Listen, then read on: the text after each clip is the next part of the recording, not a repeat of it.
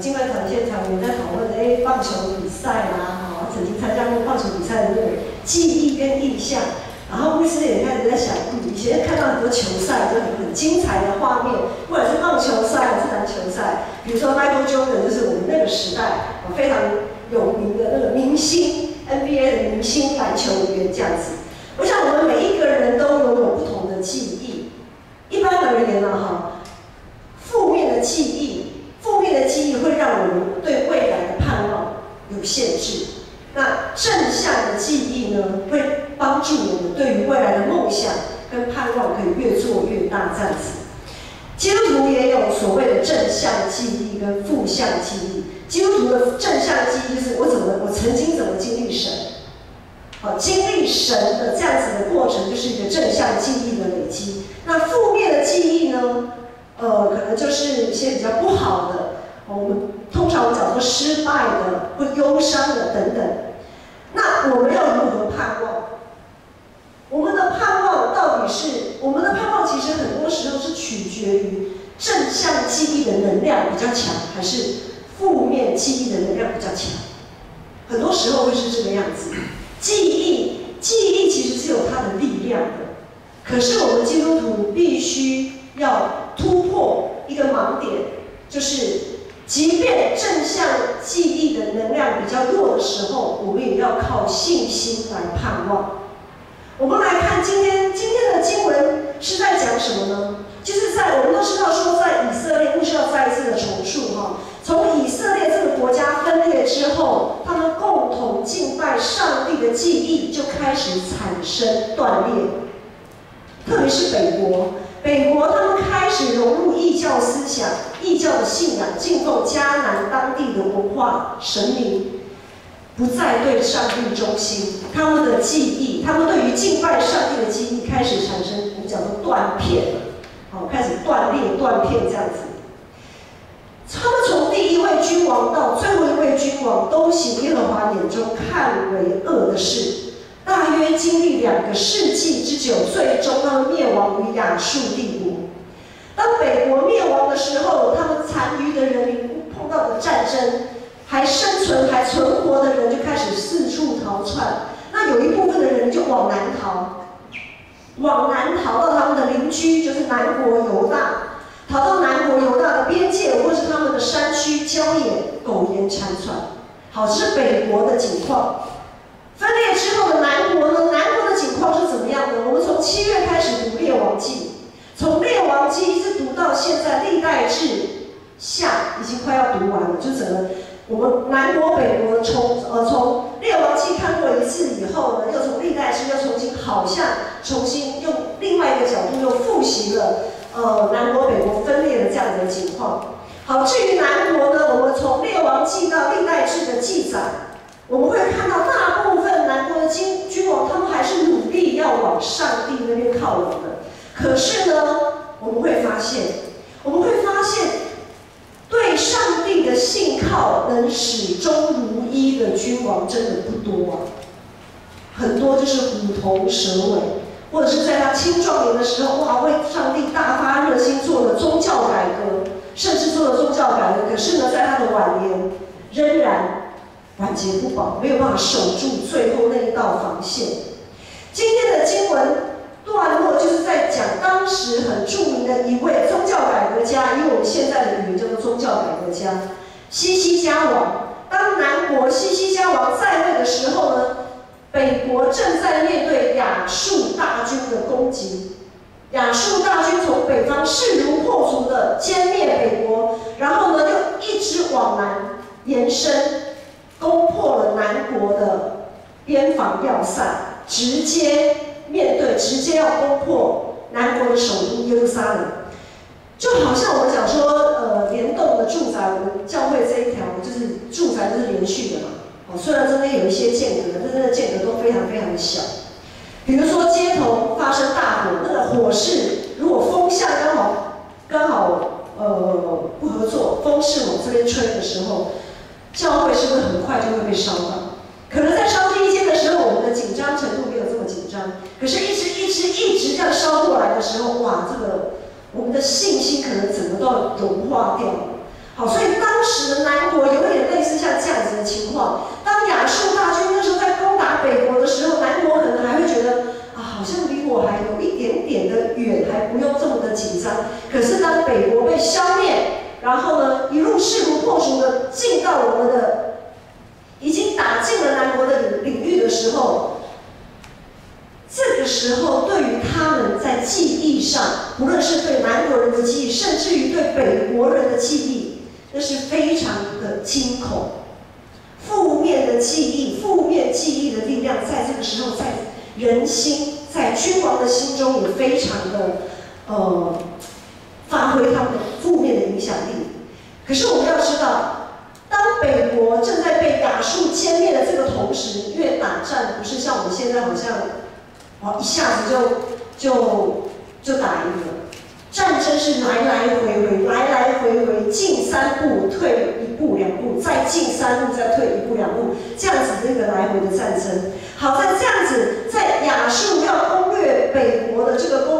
过程当中呢，南国的西西家王，就刚才有提到的，南国的西西家王透过宗教改革，让北国因为战争流窜的那些难民可以重新被接纳。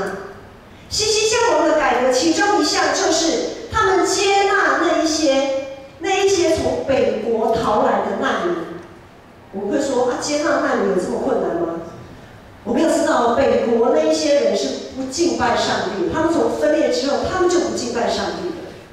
所以对于南国的人来讲，他们是叛徒，在信仰上他们曾经是叛徒。可是今天呢，他们愿意重新接纳，因着西西家王的宗教改革，所以他们重新被接纳，纳入一个全新的一个信仰群体，正在经历宗教改革、信仰复兴，我们有信仰大复兴的宗教群体。我们可以看到，在南国有一个全新的圈内圈外合成一群合神心意的信仰群体，信仰生活正要开始。正向的信仰记忆那个能量正在累积啊。可是好景不长，亚述大军攻破灭掉北国之后呢，也不会放过南国的。也不会放过南国，南国也不会因为我们正在经历宗教改革、信仰革新，上帝就会保守我们不受灾害。没有，亚述大军继续攻城略地，到了耶路撒冷，南国的首都。这个时候呢，亚述大军就向南国首都耶路撒冷的那些子民喊话，他们要摧毁他们的信心。试图瓦解他们在信仰上的正能量，他们就说不可能的，不可能的，没有任何神可以保护你们。只要面对我们亚述大军，你们就是只有失败，就是只有灭亡的份，这样子。要他们，当他希望亚述军队就是想要趁南国犹大信心瓦解的时候，让他们无条件举白旗投降。弟兄姐妹，在现在这个时代，就是新约的时代、恩典的时代，我们借着圣灵，我们借着读经祷告，我们借着许许多多参与教会的服事，我们对上帝的认识，经历上帝的恩典，我们的信心不断的被操练。虽然在信仰上正能量、正向的记忆，我们不断的被提升，不断的被更新，但是其实在这个同时，我们的生活也难免会经历像南国犹大人他们碰到的，在一个信仰革新、一个非常好的一个宗教生活。假如宗教生活来讲，我们还是会面对大军入境攻击的这样子的情况，我们还是会碰到许许多多进退两难、信心几乎要瓦解、艰难的处境。我们就拿我们教会来讲。我们教会有许多的恩典，可是很多时候这些正能量这些恩典，我们所累积的记忆的那个正能量，很容易就被一些负面的记忆消灭掉。我们有什么恩典呢？在11月，我们进到11月是感恩节的月份，我们真的要好好的再数算一下恩典。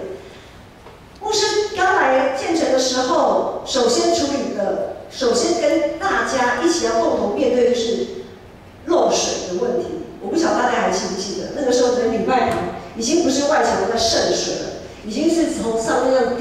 水下来，好，滴水下来。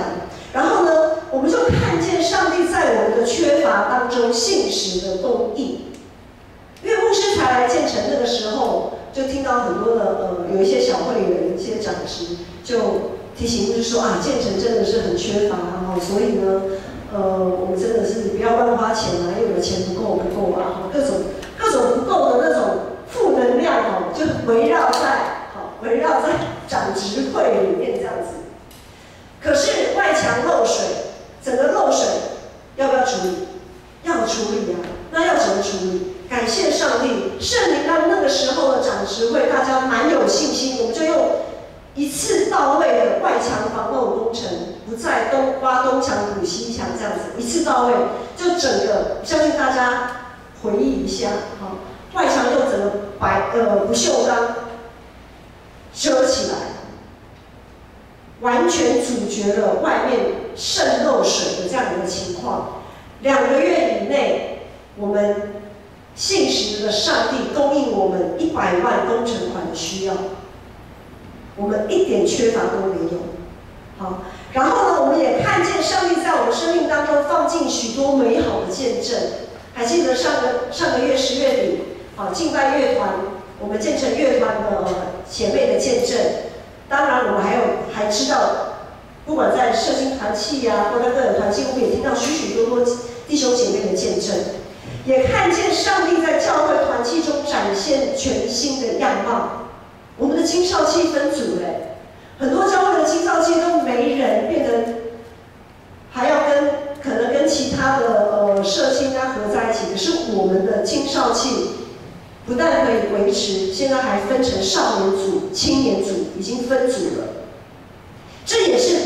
契友跟辅导的信心啊。如果信心不够，真的不太敢分下去，因为怕一分下去就散了。还有我们在主日学有开始推亲职幸福讲座，开始带领新一代的爸爸妈妈、新一代的基督徒家庭怎么样衔接，怎么样承先启后，好让自己家庭信仰从家庭开始活化，然后可以活化到主日学。也看到篮球队、桌球队等等的，我们都不断的在透过各样的团契训练新一代教会的接班人。我们也看见爱餐，上帝借着爱餐侍奉小组，我们不是只有爱餐热线，我们还有一群，你有钱买菜，没有人去处理也没有办法，你也没辙。可是我们看到很多的阿姨、妈妈、阿嬷，甚至于阿嬷参与在备菜的这样的过程当中，他们的身体多多少少都有一些筋骨上的问题，可是他们却愿意忍受身体上一些不舒适，他们还是愿意的，照着他们轮班的时间，他们来到教会礼拜6就来到教会为我们切菜、洗菜、切菜预备，然后有一群人也在礼拜天就为我们煮去料理这些食物。然后我们也看，然后可以透过爱餐，我们可以分享，我们可以分享彼此的生命、彼此的需要，我们可以因着这样子，可以知道要怎么样为那个人祷告，我们可以实践彼此相爱。然后我们也看见上帝透过社区银发族、喝醋逼的志工这些同工，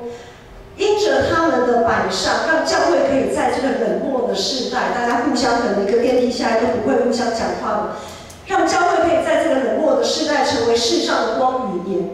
让教会在这个社区成为不可或缺的存在，而不是可有可无的存在。我们最后也看到上帝让我们在礼拜当中有专业的音乐祭司。有专业的音乐祭司，对华语堂来讲就是敬拜乐团，还有中心的影音同工、招待同工等等，协助礼拜顺利的进行。我们跟犹大王在位的那个跟犹大王西西家在位的那个时候的信仰团体一样。我们经历了一波又一波、一场又一场的属灵革新，一次又一次的重生，一次又一次的恩典。但是就在我们经历这么多的恩典，同心合一，要朝着教会意向往前迈进的时候，猛烈的试探与攻击也不会放过我们的。猛烈的试探与攻击总是会随之而来，就像南国犹大、西西家王他们那个时候所经历的。每当教会要开始向前迈进的时候，因为我们现在要到了年底，要开始计划明年2021年的施工计划。每当教会要开始向前迈进，各种扯后腿的声音，各种让我们信心摇摆动荡、裹足不前的环境，一定会随之而来。这就是属灵的征战。我们会碰到许多不实的言论，还有揣测。我们会听到一些抱怨的声音，然后最重要的是，我们的内心里开始产生对上帝的怀疑。上帝啊，我这样子计划 OK 吗？我这样子预算编下去 OK 吗？好像不太够用，按照我的专业知识，真的不太够用。可是我们不是用我们的专业来敬拜神的，我们不仅仅是用我们的专业能力来敬拜上帝的，我们还靠着圣灵的大能来敬拜上帝，不是吗？我们是靠着圣灵的大能，靠着信心，靠着盼望来走这条信仰的道路，不是吗？所以很多时候我们会，当我们不这样想的时候，当我们那些负面的记忆不断的又跑出来的时候，我们生活当中的难题也会让我们上不上下不下，没办法做决定。就好像我们身上一开始得了慢性病的时候，刚开始可能我们会想要很积极的去治疗，让这个慢性病可以远离我。可是当这个病痛一直缠裹太久的时候，很多时候我们会觉得好啦，就这样吧，和平共存好了，完全不想积极去面对。弟兄姐妹，属灵的征战特别会发生在我们自己觉得做得够多够好的时候。当我们觉得自己做得够多够好，我们的属灵的骄傲就会出现了。我们就会开始有一种态度，有一种心态，就会出来说：我为上帝大发热心，我这样子服侍他，上帝应该要保守我，上帝应该要保守我免除一切的灾难，而且呢，还要给我一些甜头。我的选择，上帝你应该要替我背书一下，我应该可以稍微放纵一下，选择我看为好的事，但是却不一定是上帝看为好的。如果这个时候我们容许自己的欲望一直扩大，或者是一直存在卡在那里的时候，就容易出现信仰的断片。我们信仰的记忆就会产生断裂的这种情况。我们容易向环境妥协。一旦我们在信仰上的记忆，我们对信仰有所妥协的时候，就会像南国那一些君王晚节不保，守不住最后那一道防线。因为我们总是给魔鬼留地步，我们总是给魔鬼留一个空间在那里，不断的欺骗我们，不断的打击我们的信心。使徒保罗他说：“那美好的仗我已经打过，当跑的路已经跑尽，该信的道也已经守住了。”打仗，我们知道，真的在战争的时候，即便是在休息，我们都要有所警戒。在战争的时候，你的头盔应该不会，至少放在你在睡觉的时候，你头盔应该也是放在你的头旁边，不会放在遥远的柜子上。你的 S 腰带也是可能是系着的。你的所有的装备应该都在你触手可及的地方。即便我们知道在战争的时候，即便你是休息，也不能放松警戒。那我们在跑道上奔跑呢，跑到累了，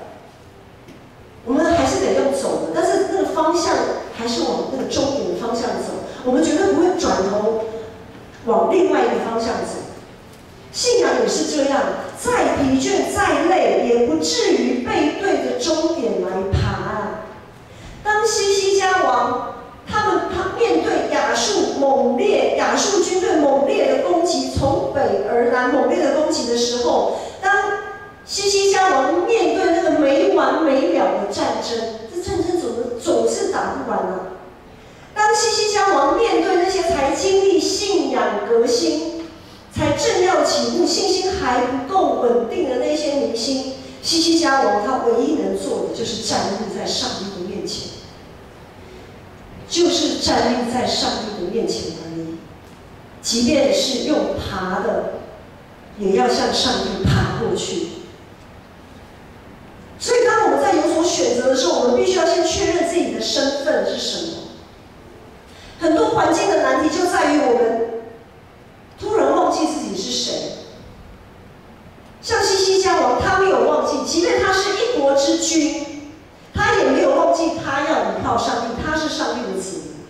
在他腹背受敌的时候，他仍然以一个上帝子民的身份来依靠上帝的大能，于是他可以坚定地对他的人民说：今天就是在今天的经文段落，我们请永婷放在往前一页，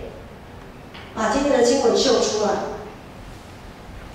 因着这样，西西家王才可以坚定地对他的人民说：我们一起来读第7节、第8节今天的经文，来，请。你们当刚强壮胆，不要因亚述王和跟随他的大军恐惧惊慌，因为与我们同在的比与他们同在的更大，与他们同在的是肉力，与我们同在的是耶和华我们的上帝，他必帮助我们，为我们征战。百姓就靠犹大王西西家的话安然无惧了。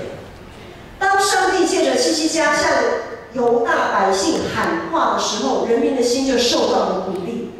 上帝的话充满能力，上帝的信实绝对经得起考验。问题就在于我们是不是坚定的相信，那与我们同在的比这世界同在的还大？我们是否常把上帝的作为局限在自己的有限里面？在前2个礼拜，我们听见3位敬拜团姐妹的见证，不论是在工作上、情感上，还是健康上，不就是因为上帝的作为常常超过我们所求所想，所以我们才能盼望吗？如果什么事情都要在我们的想象里面被成就，如果什么事情上帝都要按着我们的计划来执行，那还叫什么盼望？那我们还盼望什么？就没有什么好盼望的啊，我们就靠自己就好了，还有什么好盼望的？在罗马书第8章也有说，我们得救就是在于盼望，因为那看得见的盼望不是盼望啊，看不见的盼望才是盼望。这是我们该坚信的，不是吗？现在你在怕什么吗？楼上没有什么事，只是小光在楼上，没有什么好怕的，没有地震，屋顶不会垮下来。现在你在怕什么吗？有什么事情让你觉得很忧心，让你始终不敢向前跨一步？有什么事情一直让你处在一种进退两难的状态？为什么这么难做决定呢？你在怕什么？你在害怕那个结局不是你能掌握的吗？还是你在害怕那个结局不是你愿意去，不是你能接受的？我们都是在耶稣基督里继承这个信仰的人，我们都是亚伯拉罕的子孙。当我们在读旧约的时候，千万不要觉得啊，这个旧约那么遥远，跟我好像没有什么关系耶。我们如何从在圣经里面的记载看到这些上帝的子民如何在他们艰难的时候借着信心突破他们的困境？这是我们要抓住的，这是我们要紧紧抓住的。我们绝对不要让过去累积的正向能量、正向的信仰能量被那些谎言给消耗掉。魔鬼撒旦很会对我们说谎言，说一些有啊没有的。他最厉害的伎俩就是让我们对上帝的信心产生动摇。如果你现在还像西西家一样腹背受敌，首先你要问自己：你是谁？你是谁？而不是纠结在我该做什么选择，我该说什么做什么。在做选选择之前，我们要先问我们是谁呀？我们要先确认的是我们是基督徒的身份。这个基督徒的身份，当我们确认好，就可以知道我们信心的方向，然后我们才能做对的选择。基督徒这个身份是超越我们现在的身份的，就像上帝子民这个身份超越西西家，他是个君王的身份。我们基督徒的身份是超越我现在是牧师，或者是我现在是某公司的主管，我是某公司的员工，我是一个学生，我是一个甚至于是一国之君。基督徒的身份是远远超越这些社会给予我们的身份。当我们把社会所赋予我们的这些身份先摆在一旁，我们单单用基督徒这个身份来思考的时候，其实很多答案都很明确，都很清晰啊。很多选择都其实不那么难啊。因为当我们确认我们是个基督徒的时候，我们就相信那与我们同在的比这个世界还要大，更坚定的相信，即使我们看起来好像很软弱，好像很失败，好像做什么都是做白工，我们也一定会相信，在耶稣基督里，我们会从死里复活。即便是死了，死就死吧，但是我们会复活。上帝总是出奇制胜，上帝总是让不可能成为可能。不要让自己一直处在那个进退两难的状态，因为魔鬼撒旦不会停止，他绝对不会停止发动对我们的攻击。那些让我们难以做决定的那些理由，就好像是亚述王，他不断的要攻城略地，不断的要试探你，不断的要刺激你，不断的让你信心溃散，然后夺你的性命。魔鬼撒旦他总是知道我们每一个人的弱点，我们的那个点啊，魔鬼撒旦相当的清楚，他相当的清楚，他相当清楚我们里面到底在怕什么，他会毫不留情的消耗你信仰上的正能量，他会毫不留情的消耗掉你在信仰上，在上帝的经历同在里那一些记号。但是我们总是要在耶稣基督里抵挡，我们要靠主刚强，不要怕，只要信。我们要知道自己是为谁而战。当我们知道自己是基督徒的身份，我们就知道我们自己是为谁而战。我们会知道我们真正的敌人是谁。基督徒的战场是属灵的战场，不是属肉体的。我们的敌人绝对不是主管同事，绝对不是因为你的主管怎么样了，你的同事怎么样了，然后你就抱怨说啊，上帝啊，我之所以会怎样怎样，都是那个主管，都是那个同事。我们的敌人也不是我们的家人朋友，绝对不是你的父母对你怎么样了，然后你才说啊，上帝我会失败，都是因为我的爸妈，所以我的爸妈是我的敌人。我们的敌人也不会是我们的老师跟同学，我们的敌人更不应该是教会的肢体。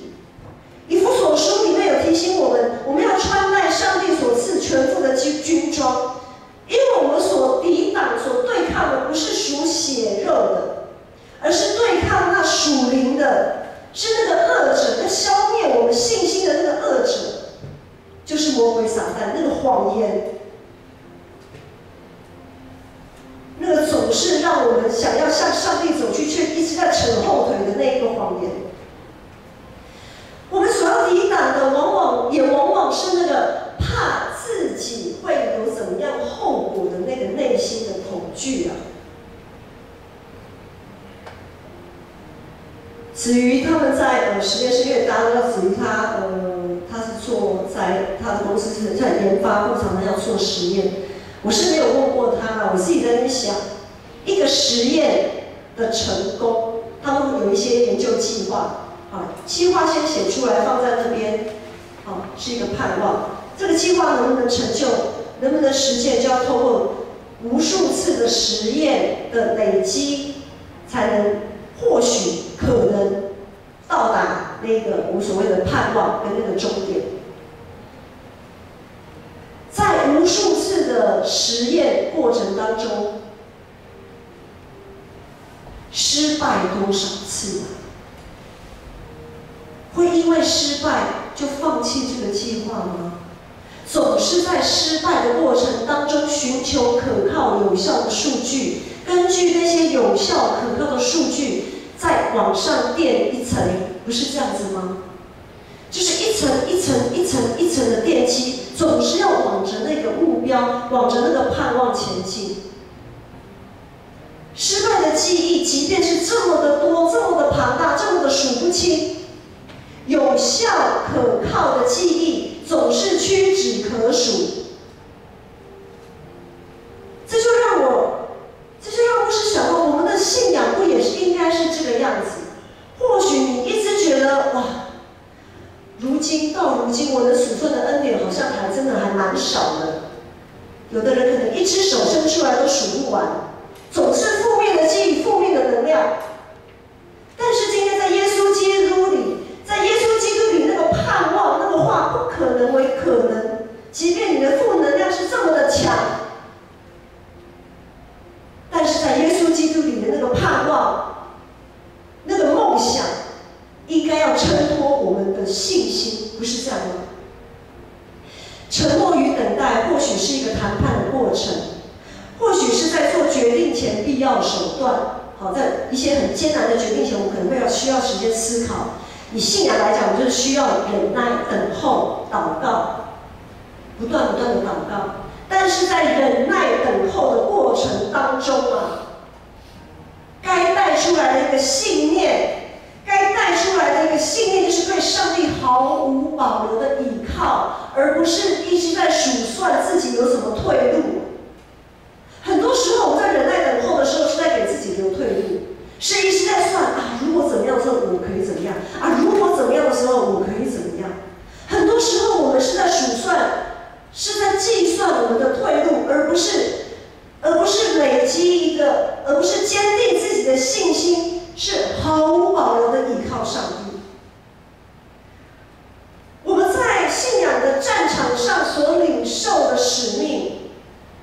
我们在信仰的这个战场上所领受的使命，就是像耶稣一样，不给自己留退路，背起自己属于自己的十字架，向着世界而死，向着上帝而活。这是我们的身份，这是我们的战场，这是我们的使命。而我们的终点是上帝，我们的终点是上帝，不是这个世界。如果我们相信与我们同在的比与他们同在的更大，那么许多的决定跟选择就不难了。牧师要再说一次，当我们相信我们是基督徒，当我们相信与我们同在的比与世界同在的更大，我们就真的没有什么好怕的。我们怕什么呢？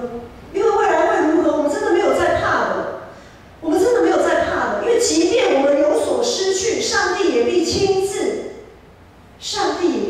自来代替啊。除你以外，我没有别的。这个诗歌，这个诗篇是唱，我相信不是唱假的。除你以外，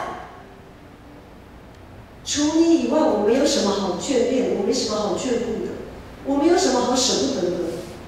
上帝都亲自来代替了，那我们还怕什么呢？若现在有什么事让你一直裹足不前，若现在有什么事让你一直裹足不前，让你害怕、担忧到无法下决定，如果现在有什么事情让你的信仰记忆一直处在一种断裂、断片的这种状态，请务必要抛开你现在的身份。无论你的身份是属于儿子的身份、学生的身份、职员的身份，还是主管的身份，不管你现在有什么身份，你要把它抛开，就单单用上帝子民、基督徒这个身份去看这件事情，去看这个人，去做选择。你就一定会认清自己的方向。因为无论结果如何，我们就深信与我们同在的，比我们内心所害怕的结果更大；与我们同在的，比我们所担忧的更强大。上帝绝对会负责到底。不需要再说一次，不要怕，只要信；不要怕，只要相信。我们一起站立，我们一起来站立，来唱这首诗歌。这主是我们的荣耀。我们要坚信，我们的主是我们的荣耀。在这世上，我们没有什么好，没有什么所求可以超过我们的主。求你怜悯我，扶持我软弱，伸手推我，领我向前走。主啊，重担为我驮，加添我力量，让我容颜你为我拯救。求主垂听我祷告，我的忧虑你知道。你爱怜悯手所藏，深知道我所需要。看见荣耀主光照，只有你是我依靠。我大大呼求，全然交托，你闭上自照，无所求，只为你荣耀。我大大感谢，全然仰望，想在主怀抱看见你奇妙荣耀。大大呼求，全然交托，你闭上自照，无所求，只为你荣耀。我大大感谢，全然仰望，真想在主怀抱看见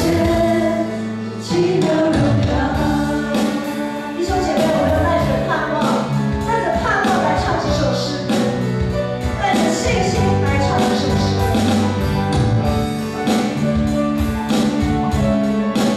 是的，主必怜悯我们，并扶持我们的软弱。主啊，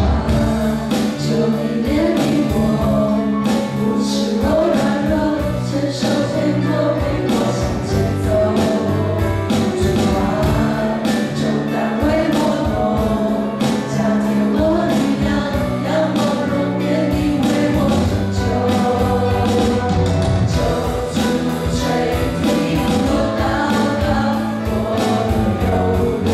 你知道。你爱怜悯手所藏，深知道我所需要。看